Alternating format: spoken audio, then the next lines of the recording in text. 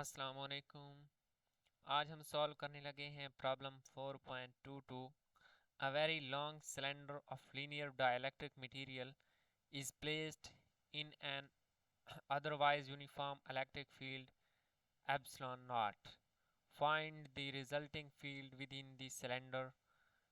The radius is a, the unsusceptibility is chi, इसको chi पढ़ते हैं, ठीक है, and the axis is perpendicular to epsilon not. ठीक है, अब हमने ये देखना है कि जो एक्सिस है हमारे पास उसका हमारे पास क्या है, सिलेंडर सिलेंडर का एक्सिस क्या है, एप्सिलॉन नॉट के परपेंडिकुलर है। तो इस प्रॉब्लम को सॉल्व करने के लिए आप लोगों को एग्जांपल 4.7 पहले देखना होगी। ठीक है, तो एग्जांपल 4.7 और प्रॉब्लम 3.24 ये उसका रिजल्ट है। प्रॉब्लम 3.24 का ये भी हम यूज़ करेंगे और एग्जाम्पल हमने साथ में क्या है देखनी होगी। तो अब यहाँ पे मैंने क्या है उसको एक फिगर बनाई है। ये हमारे पास क्या है, एक सिलेंडर है। मैंने वैसे शो करने के लिए कि सिलेंडर हमारे पास क्या है, ठीक है, और वो एक्स और वाई प्लेन में है। ठीक है, एंड यहाँ पे उसके जो सामने वाला फेस है उसको मैंने अगेन रीड्रा किया है, सामने वाले फेस को, वो एक्स और वाई पे है और जो हमारे पास फील्ड है उसके परपेंडिकुलर है। ठीक है, वो हमारे पास क्या है, ये अगर फॉर एग्जांपल ये इस प्लेन में पड़ा हुआ है, ये यहाँ पे, ठीक है, ये वाई एक्सिस पे है। जो फील्ड है वो हमारे पास क्या है, जो आउटर फील्ड है वो epsilon not into x direction में है। तो एग्जाम्पल 4.7 में हमने जो सिलेंडर देखा था, ठीक है, उसकी बाउंड्री कंडीशंस हमने देखी थी। अगर ये हमारे पास एक सिलेंडर है, उसका सामने वाला पार्ट है, तो उसकी बाउंड्री पे हमने क्या है, जो पोटेंशियल फाइंड करना है वो उसकी हमने जो बाउंड्री कंडीशंस होंगी वो वही होंगी at S is equal to A. अगर हम इसमें एक लूप ड्रा करें, ठीक है, एम्पीरियन लूप, तो जिसकी at S is equal to A means इसका जो रेडियस है उसी के ऊपर ही हमने वो लूप लेनी है। तो हमारे पास क्या होगा, जो वी इन और वी आउट होगी वो हमारे पास क्या है, इक्वल होंगे। ठीक है, जो हमारे पास पोटेंशियल होगा दोनों का इक्वल होगा, क्योंकि हमने at S is equal to A ले रहे हैं, तो एक ही पॉइंट पे है हम, at S is equal to A, तो वी इन और वी आउट उस पॉइंट पे क्या है, बराबर होंगे। तो हमारे पास क्या है, जो वोल्टेज होगा वो हमारे पास क्या है, कंटिन्यूअस होगा at S is equal to A. अब दूसरी बात जो है हमने वो देखनी है, ये भी हमारे पास एक बाउंड्री कंडीशन है, epsilon curly V in over curly S is equal to epsilon not curly V out over curly S. तो अब ये हमारे पास कैसे आई है, ये हमने इक्वेशन 4.41 आप देखें, वहाँ पे हमारे पास एक जनरल फार्मूला दिया गया था, ठीक है, जिसमें उसकी दूसरी साइड पे रो एफ था। लेकिन इस केस में हमारे पास जो है रो फ्री डेंसिटी कोई भी नहीं है, ठीक है, वो ज़ीरो है। तो हमारे पास क्या है, ये वाली सिचुएशन बनेगी। तो यहाँ से हमारे पास जो सेकंड बाउंड्री कंडीशन मैंने बताई है at S is equal to A, यही बाउंड्री कंडीशन हमारे पास बन जाएगी जो कि ये लिखी हुई है। ठीक है, तो ये हमारे पास क्या है, दो बाउंड्री कंडीशंस हो गई हैं at S is equal to A. अब तीसरी है, अगर हम पोटेंशियल कैलकुलेट करें very far from the this cylinder, उसका रेडियस ए है और हम एस जो लूप लें वो बहुत ज़्यादा बहुत बहुत दूर लें, तो हमारे पास क्या होगा, minus E naught S into cos of phi. तो ये हमारे पास कैसे आया है ये भी हम अभी देख लेते हैं। अब ये हमारे पास जो इलेक्ट्रिक फील्ड है वो हमारे पास किस डायरेक्शन में, एक्स डायरेक्शन में मैं अभी आपको बताया है। तो इक्वेशन 2.21, जब हमारे पास इलेक्ट्रिक फील्ड दी हुई होती थी तो उससे हम पोटेंशियल कैसे फाइंड करते थे, हमने वही लॉ यहाँ पे यूज़ करना है। ठीक है, तो वहाँ पे ई डॉट डी एल अब हमने फाइंड करना है। ई हमारे पास क्या है, डी एल हमारे पास क्या है, D x into x cap होगा। तो यहाँ से ई एल हमारे पास क्या है, E V is equal to minus E X plus C आ जाएगा। ठीक है, ये कोई कांस्टेंट है। जब यहाँ पे हम ये हमारे पास एक बाउंड्री कंडीशन है at V naught at X is equal to zero, जो हमारे पास क्या होगा, पोटेंशियल होगा वी नॉट, वो ज़ीरो हो जाएगा। तो कांस्टेंट सी, ये एक्स ज़ीरो पुट करेंगे तो सिंपली कांस्टेंट बच जाएगा, तो C is equal to zero. C हमारे पास ज़ीरो होगा तो V naught is equal to minus E naught X. ये हमारे पास क्या है, वी नॉट की वैल्यू आ गई है। ठीक है। While for cylindrical coordinates, cylindrical coordinates के लिए x is equal to S cos of phi होता है। तो अब हमारे पास क्या है, V naught is equal to minus epsilon naught S cos of phi. ये हमारे पास क्या है, very far from the cylinder. अगर हम ये लें तो v approaches to V naught, and जो ये वाली वैल्यू अब हमने फाइंड कर ली है, तो हमारे पास जो थर्ड बाउंड्री कंडीशन है वो हमारे पास क्या है, यही है। तो अब हमने करना क्या है, यही दो बाउंड्री कंडीशंस यूज करके हमने, जो मैंने अभी आपको प्रॉब्लम 3.24 से लास्ट में डिराइव किया और फार्मूला दिखाया है, उसी से हमने स्टार्ट कर लेना है। ठीक है। As sphere in X Y plane, so for cylindrical coordinates we can write. अब सिलेंड्रिकल कोऑर्डिनेट्स के लिए अब इसकी डिपेंडेंस जी पे नहीं है, और प्रॉब्लम 3.24 में भी उसकी डिपेंडेंस जी पे नहीं थी। ये एक्स वाई पे डिपेंडेंट है, और सिलेंड्रिकल कोऑर्डिनेट्स में एस और फाई पे डिपेंडेंट होगा। तो उसको हम वी एस और फाई में एस ऑफ एस और फाई ऑफ फाई लिख सकते हैं। तो अब ये जो चीज़ है, इसको मैंने सॉल्व किया है पूरे को, प्रॉब्लम 3.24 को, वो भी मैंने अपलोड कर दिया है, वो आप देख सकते हैं। ठीक है। उसको देखने से अब हमारे पास क्या है, रिजल्ट आ जाएगा कि हमारे पास रिजल्ट क्या बनता है। अब उस प्रॉब्लम से हमने वी इन और वी आउट फाइंड करने हैं। वो हमारे पास कंबाइंड रिजल्ट था, वो सिर्फ था वी। अब उससे हमने वी इन और वी आउट कैसे फाइंड करने हैं वो भी मैं आपको बता देता हूँ। तो अब हमारे पास क्या है, v is equal to A naught plus B naught L N of S plus summation of this one. ये हमारे पास उसका रिजल्ट था। तो अब जब हम लेंगे फॉर इनसाइड, इनसाइड के लिए हमारे पास क्या है, s is equal to zero लेंगे। ठीक है। इनसाइड तो v इज फिनाइट होगा, and b naught is equal to zero. अगर अब s हमारे पास क्या है, तो ज़ीरो है, तो b नॉट हमारे पास क्या है, ज़ीरो हो जाएगा। अब यहाँ पे जो देखने वाली चीज़ है, s is equal to zero.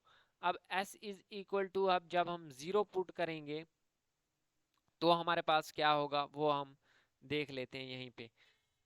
तो बी नॉट तो हमारे पास एक चीज़ ज़ीरो हो गई, सी के, और वो हमारे पास ज़ीरो हो जाएगा। सी के क्यों ज़ीरो हो जाएगा, क्योंकि जब एस की पावर के है, और अब हम क्या पुट करेंगे, एस की जगह ज़ीरो पुट करें तो वो 1/s की पावर के बन जाएगा। अब 1/0 हमारे पास क्या है, इन्फिनिटी बन जाता है।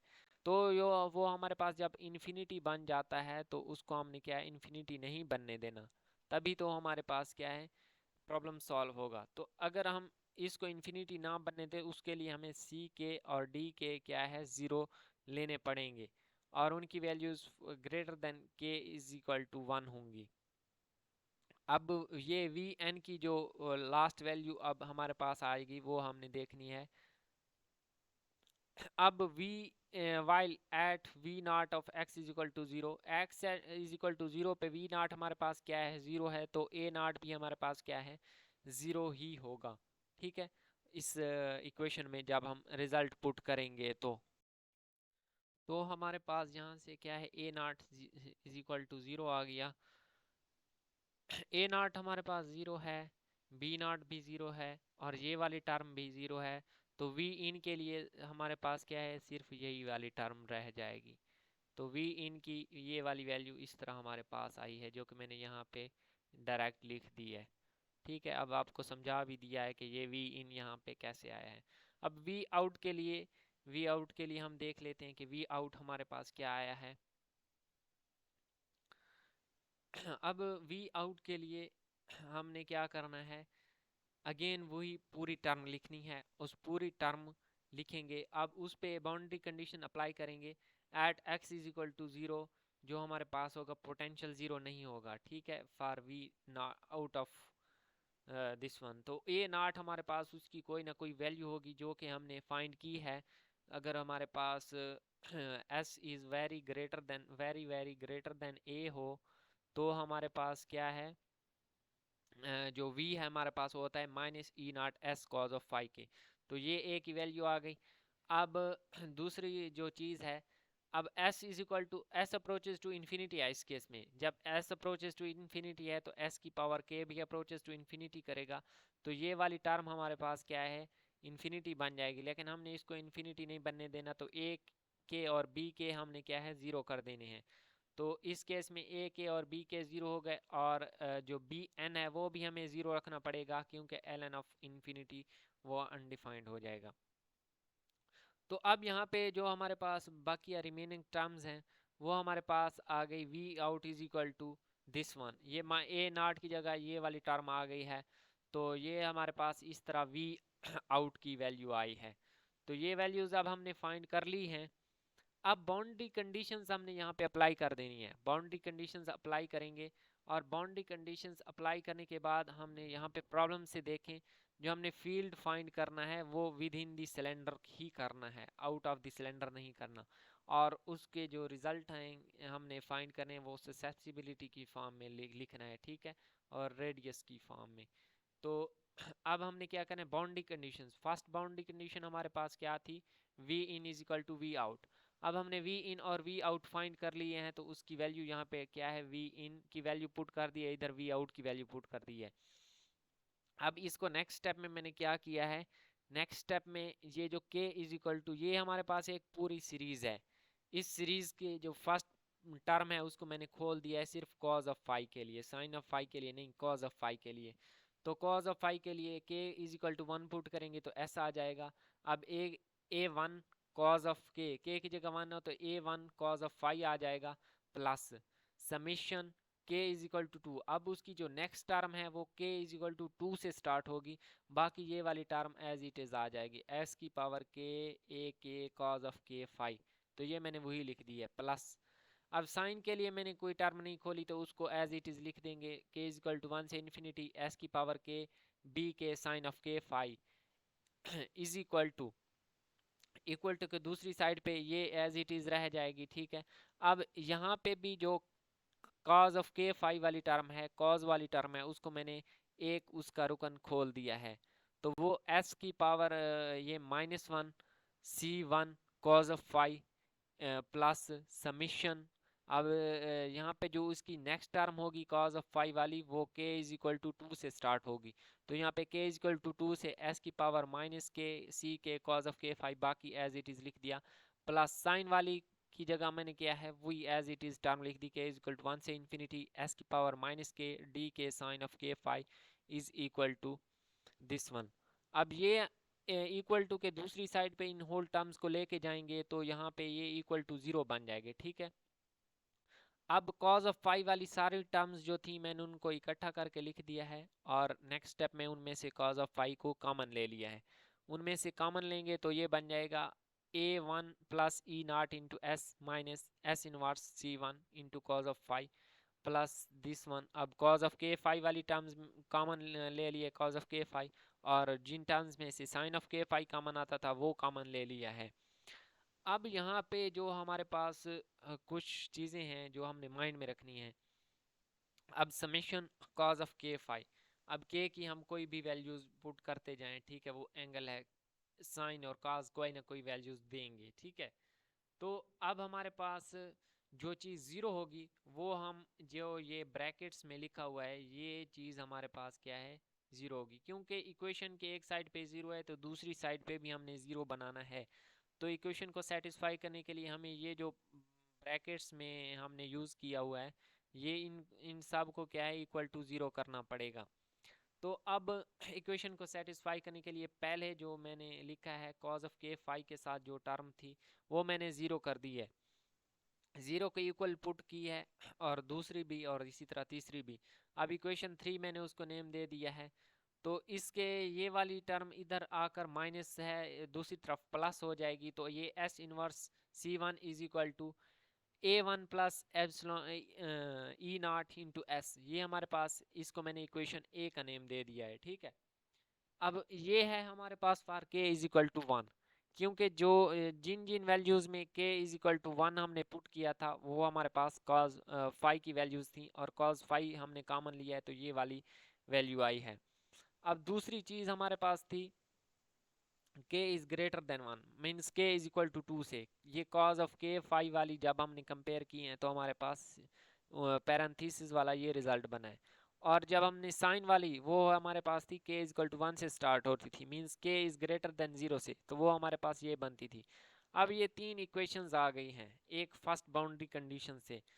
अब इससे नेक्स्ट हमने क्या है, सेकंड बाउंड्री कंडीशन अप्लाई करनी है।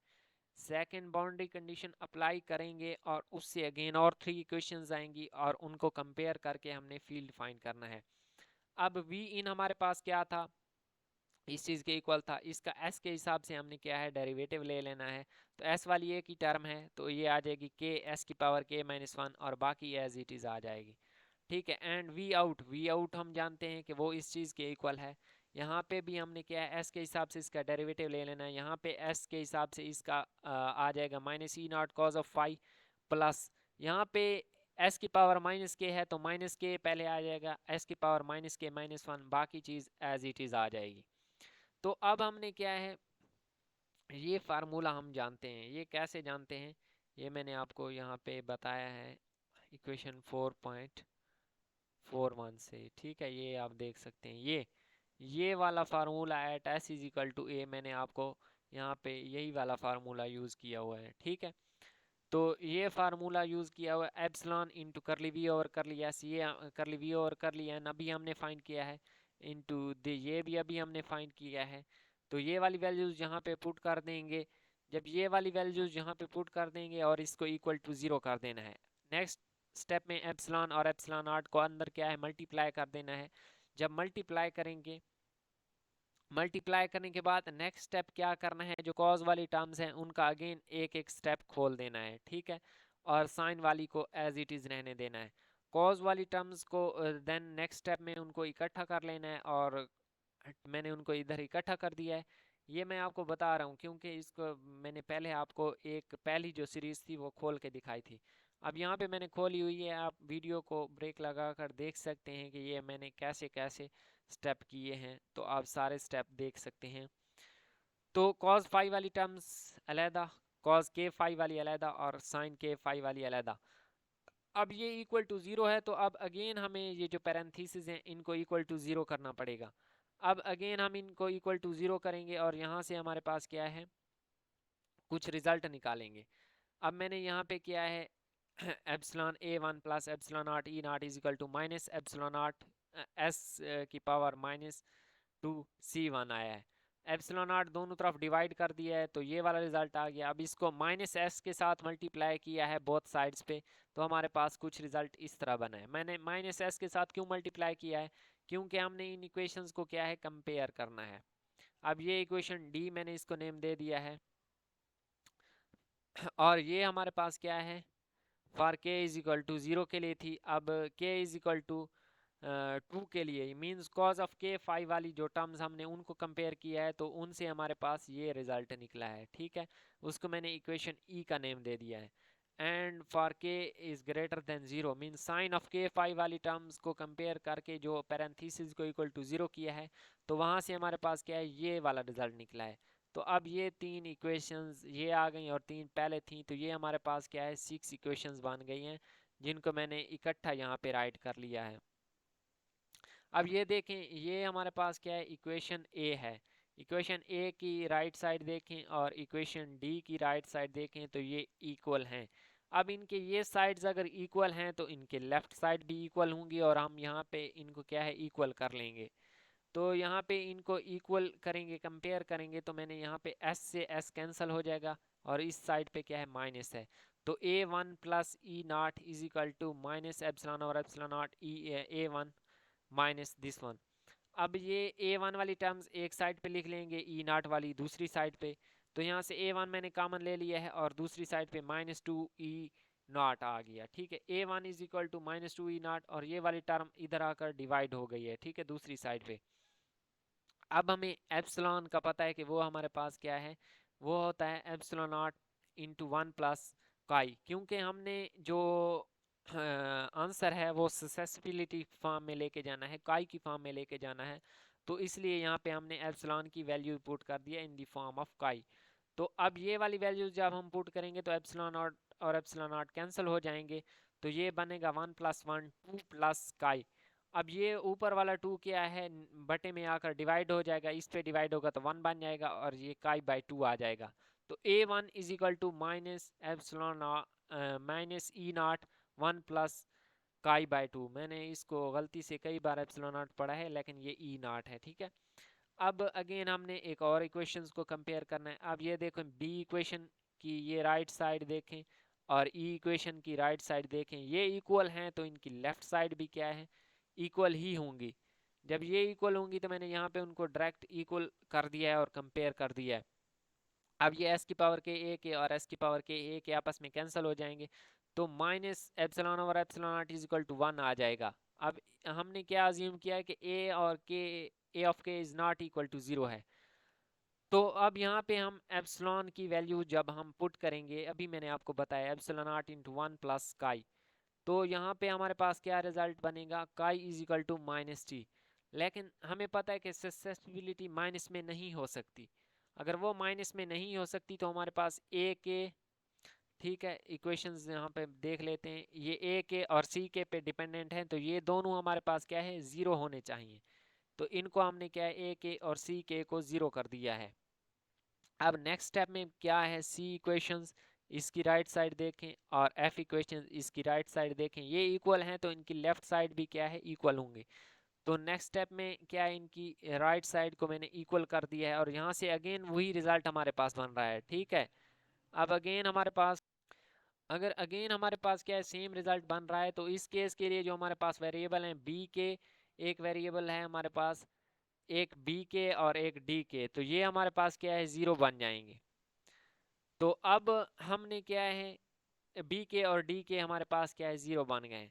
अब वी इन और वी आउट में हम क्या है, पुट कर देंगे। लेकिन अब हमने क्या है, सिर्फ वी इन हमें ज़रूरत है, क्योंकि हमने जो फील्ड फाइंड करनी की है वो सिर्फ वी इन ही फाइंड करनी है। तो वी इन में जो वैल्यूज हम क्या है, पुट कर देंगे। ए के 0 है, बी के भी हमारे पास 0 है, तो ये हमारे पास क्या है, हम यहाँ पे उसकी जगह 0 पुट कर देंगे, ठीक है। वी इन = s की पावर k। लेकिन यहाँ पे एक चीज़ है कि जो a1 है वो हमारे पास 0 नहीं है, तो k = 1 पुट करेंगे तो वो हमारे पास क्या है, 0 के इक्वल नहीं है।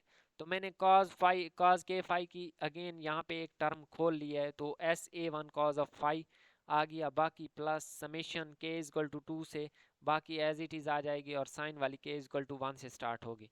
अब यहाँ पे a और k और b ऑफ k हमारे पास क्या है, इक्वल टू, ये 0 बन जाएंगे तो ये वाली होल टर्म 0 बन जाएंगी। v इन हमारे पास किस चीज़ के इक्वल आ जाएगा, sa1 cos of phi। अब v इन a1 की जब वैल्यू पुट करेंगे तो ये बनेगा e not s cos of phi × 1 + काई बाई 2। अब ये हमने v आउट मैंने यहाँ पे नॉट रिक्वायर्ड लिख दिया है, क्योंकि ये हमें ज़रूरत नहीं है, हमने फील्ड सिर्फ इनसाइड ही फाइंड करनी है। तो अब इनसाइड आउटसाइड भी आप फाइंड कर सकते हैं इस फार्मूला से। अब इनसाइड फाइंड करनी है तो इनसाइड के लिए v हमने फाइंड कर लिया है, सिंपली e इज इन के लिए माइनस डेल वी इन वाला फार्मूला यूज कर लेंगे। अब v इन अभी हमने फाइंड किया है, जो कि हमारे पास है e not s cos of phi। s cos of phi हमारे पास क्या है, x के इक्वल होता है, और ये चीज़ हमारे पास कर ली ओवर कर ली x इंटू एक्स कैप, क्योंकि ये x के हिसाब से है तो सिर्फ हम x के हिसाब से ही इसका डेरिवेटिव लेंगे। तो x का derivative with respect to x1 आ जाएगा इंटू एक्स कैप, तो ये आ जाएगा ई नॉट एक्स कैप, जिसको हम simply e in the vector form लिख सकते हैं, प्लस ओवर 1 + काई बाई 2। तो ये हमारे पास क्या है, उसका रिक्वायर्ड आंसर है। हमने फील्ड फाइंड करना था इनसाइड के लिए, अगर आप आउटसाइड के लिए फाइंड करना चाहें तो वो भी आप कर सकते हैं। तो ये था हमारे पास प्रॉब्लम। अगर किसी भी पॉइंट की समझ नहीं आई तो आप पूछ सकते हैं। वीडियो को लाइक कर दिया करें, क्योंकि इस वीडियो को बनाने के लिए बहुत ज़्यादा मेहनत करनी पड़ती है, और शेयर भी कर दिया करें फ्रेंड्स के साथ। मिलते हैं नेक्स्ट वीडियो में। अल्लाह हाफिज़।